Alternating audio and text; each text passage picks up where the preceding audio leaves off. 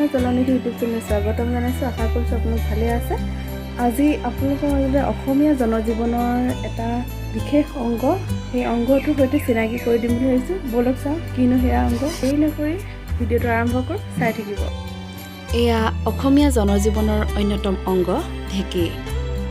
বৰ্তমান সময়ত এই ঢেঁকীৰ ব্যৱহাৰ প্ৰায়ে নোহোৱা হৈ আহিছে। এতিয়া আহকচোন জানো ঢেঁকীৰ অংশবিলাকৰ নাম।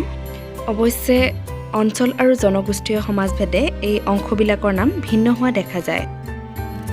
আপোনালোকে দেখিছে ঢেঁকীৰ এয়া দীঘলীয়া কাঠডালৰ আগফালে যিডাল সৰু কাঠৰ টুকুৰা ফুটা কৰি লগোৱা হৈছে, সেই টুকুৰাডালেই হৈছে ঢেঁকীথোৰা।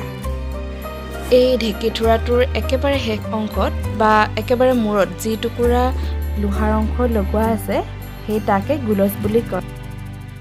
আপোনালোকে দেখা এই অংশটোৰ নাম খুবলি, য'ত ঢেঁকীথোৰাটোৱে ধান চাউলৰ পৰা আদি কৰি সকলো বস্তু খুন্দিব পাৰে।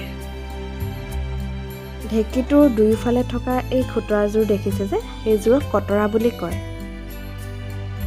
আপোনালোকে দেখা ঢেঁকীৰ এই শেষ অংশ য'ত ভৰি ব্যৱহাৰ কৰে, সেই অংশটোৰ নাম ফিছা। ঢেঁকী দিওঁতে সুবিধা হোৱাকৈ হাতেৰে যে ধৰে, এই জৰিডালৰ নাম সতিনী জৰি।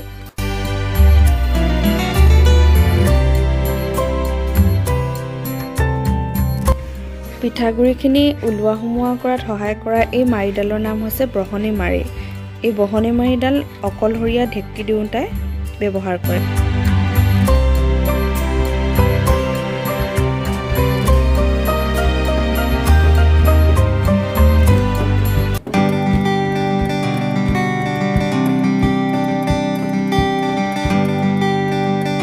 আশা কৰিছোঁ আপোনালোকে ভিডিঅ'টো চাই ভাল পালে। আজিলৈ আহিছোঁ, ধন্যবাদ।